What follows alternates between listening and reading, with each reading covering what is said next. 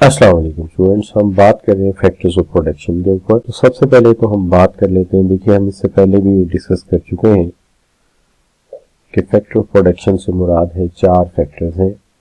एक है लैंड, जिसमें दो तरह के रिसोर्सेज हैं, नॉन रीन्यूएबल, जैसे कि अल्लाह ताला की तरफ से हमें गॉड गिफ्टेडली गैस मिली हुई है, पेट्रोल मिला हुआ है या मिनरल ऑयल मिले हुए हैं, कोल मिला हुआ है। और कुछ रीन्यूएबल है, जैसे कि हम पानी से बिजली बना लेते हैं और हम पानी में जितने टरबाइन चाहें लगाकर और बिजली प्रोड्यूस कर सकते हैं। लेबर में हमारी आबादी है और फिर उसकी ट्रेनिंग एंड डेवलपमेंट है और उनकी विलिंगनेस ऑफ वर्क है।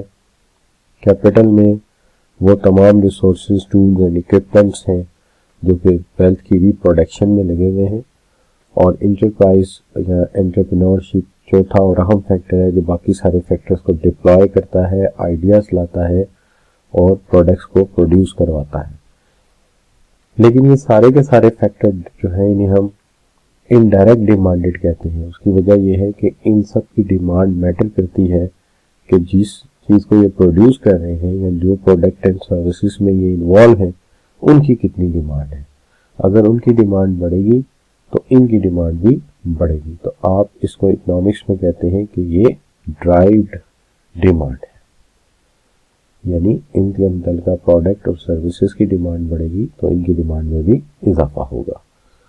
तो अगर हम इसी चीज़ को लेकर आगे चलते हैं तो एक अहम बात और आ जाती है कि देखिए, हम लैंड को रेंट की शक्ल में पे करते हैं। आप कोई बिल्डिंग या ऑफिस किराए के लिए तो उसे रेंट देंगे, देने तो पैसे ही हैं।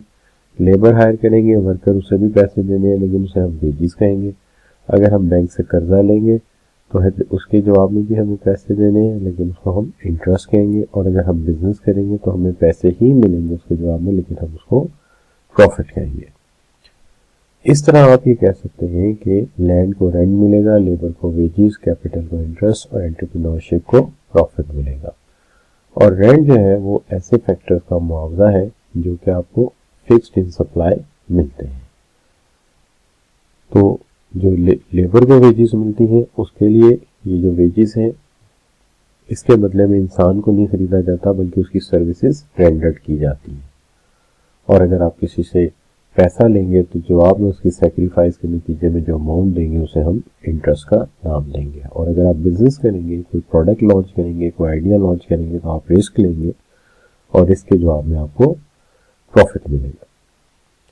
सवाल यह है कि विच of the following is not a factor of production. ये सवाल जो आपका क्वेश्चन बैंक में भी है, स्प्रिंग 11 में भी पेपर में आया हुआ है।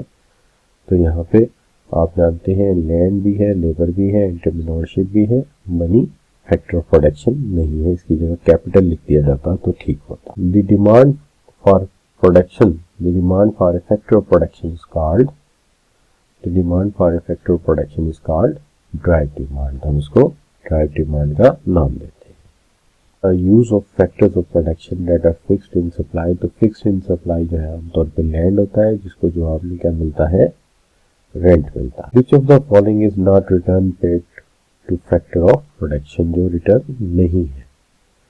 तो रेंट तो दिया जाता है लैंड को, इंटरेस्ट दिया जाता है किसको, कैपिटल को, प्रॉफिट दिया जाता है एंटरप्रेन्योरशिप को, टैक्स जो है कोई भी रिटर्न नहीं है किसी भी फैक्टर ऑफ प्रोडक्शन का। Capital, labour and land are not available in infinite. तो ये वाकई इनफिनिट नहीं होते, ये फिनिट होते हैं। तो ये बात आपकी ठीक है। यूज फॉर प्रोडक्शन, बिल्कुल प्रोडक्शन के लिए यूज होते हैं।